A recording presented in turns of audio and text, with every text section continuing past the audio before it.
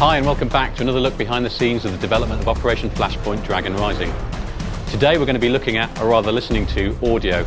Audio plays a massive part in Operation Flashpoint. The sounds in Operation Flashpoint are very authentic. We've strived to record every vehicle and every weapon in the game. We know how passionate people are about the game and how passionate people are about the sounds of the game. Audio element really enhances the visual aspects of Flashpoint. We've got all sorts of different ambiences that really immerse the player in the world, and visuals are just one part of that. Audio plays a very big part as well. For example, when you're walking through a forest or patrolling a forest, you get ambient bird song, and the guides have actually gone out and found the animals that inhabit that part of the world to make sure it's authentic. Silence can be just as important as terrific noises. As you're moving through forests, you hear the audio, you hear the crack of twigs, etc. But as well as that, some of the vehicles that we have, you can even identify what they are just from the sound that they're making. We're allowed to mic up these tanks and vehicles with many mics just to get every intricate detail of doors opening, closing, engines, interior sounds of these vehicles moving, all of which you'll hear in the game. We use audio as a tool in Flashpoint.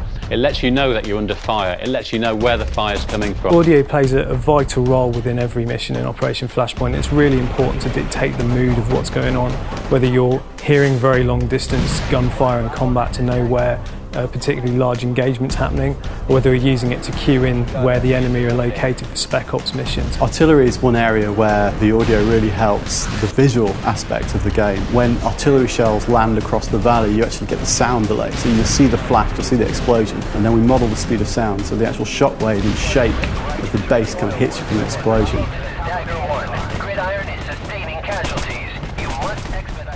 The sounds that we place within missions really do aid the player to find their way through the missions. They're going to know where a key installation is that the enemy have because they can hear it from a distance away. They're going to know where quiet areas are away from forces because they can hear crickets chirping. In Flashpoint we use audio to really enhance the immersion the player gets from being in certain situations. So when they enter a building, gunshots feel louder, explosions sound more muffled if they're happening outside.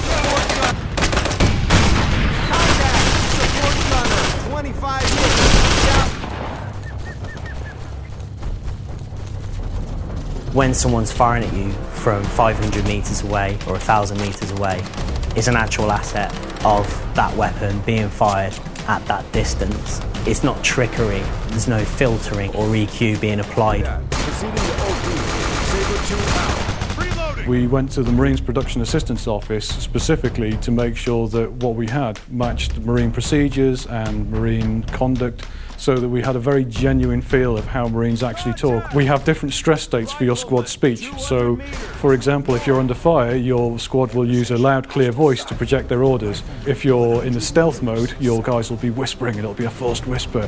One of the best feelings in Flashpoint, and the one that gives you the fear the most, is hearing the bullets whiz and snap past your head and hit the brick wall in the background and smash a window and hit the stairs and zing off it. These things really make you panic, and it was one of the most important things to get into Flashpoint. And we think that when you start coming under fire and the PLAs start really suppressing you, you're not going to want to put your head up over those sandbags because one of those bullets could tag you and that'll be it.